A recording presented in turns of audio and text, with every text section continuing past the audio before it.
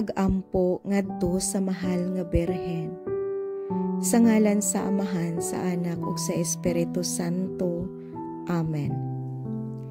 O akong Rayna, o akong Inahan, akong itugyan kanimo ang akong tibuok nga kinabuhi, agig papakita sa akong pag-unong kanimo.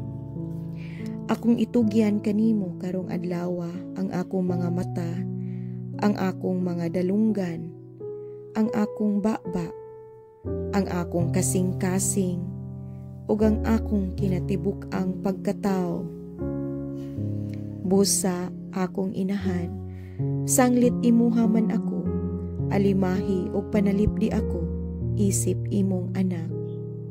Amen. Sa ngalan sa Amahan, sa Anak ug sa Espiritu Santo. Amen.